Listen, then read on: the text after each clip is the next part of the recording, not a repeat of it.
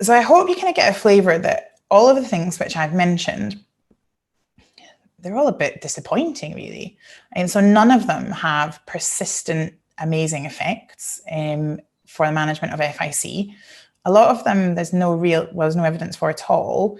And a lot of them, there's not a lot of strong evidence. The amitriptyline at least has a bit more basis to it, but it's not really resolving the issue, obviously. Okay, so it's a really frustrating area of feline medicine. So what if I told you that we had a treatment that could do this? So this is a study that follows 46 cats who have recurrent episodes of FIC. To be involved in the trial, they had to have had 2 episodes in the last 10 months. But as you can see from this little chart, most of them had lower urinary tract signs every week. Okay, so pretty bad. When this treatment was instituted, by the time they reviewed it at 10 months, 75% of them had no ongoing clinical signs. They'd resolved. This is pretty amazing. So the good news is this treatment is widely available. It has no side effects and it's more or less free, okay? So the treatment that we're talking about is what's called MIMO, or multimodal environmental modification. So this is what we know in people, right? This is a lifestyle stress disease.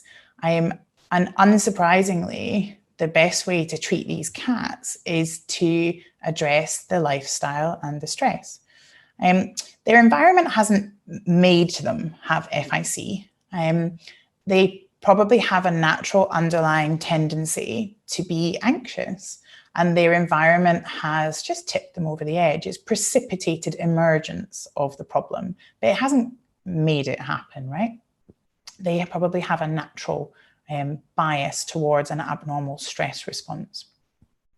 So the aim of all this environmental modification is to reduce the cat's perception of threat, okay? But what we have to try and do is work out what is it that's upsetting the cat? Like what is the stress? And that's going to be really different in every household.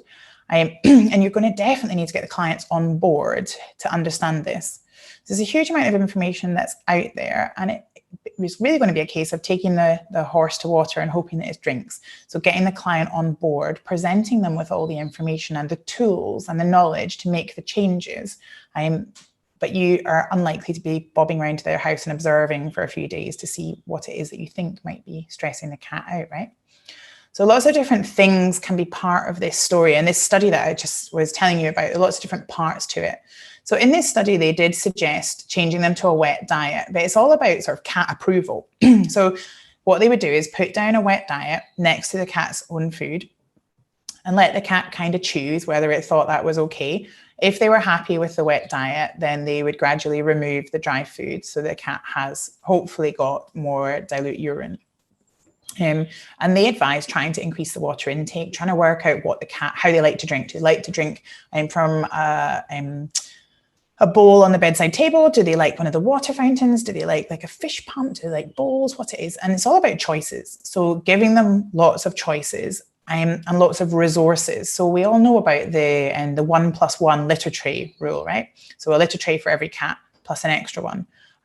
But they kind of advise the same principle for all resources. So multiple water sources, multiple food bowls, etc.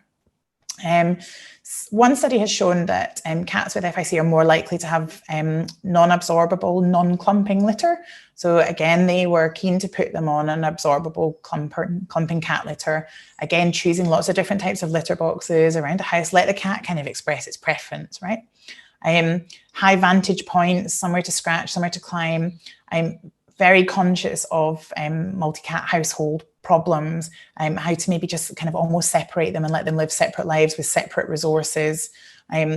Client interaction, making sure the cat's stimulated. So they talked about having the audio and video stimulation when the client wasn't in the house, if the cat liked it. So some sort of like iPad game for the cat or something. So addressing the stressors is the hard part. But this is the answer for cats with FIC. It doesn't mean that finding the right thing for the cat is easy. Most clients in this study made 2 or 3 changes only. So they didn't like change everything. And you can see the results were like amazing. But it's finding out what it is that is causing the emergence of this abnormal stress response.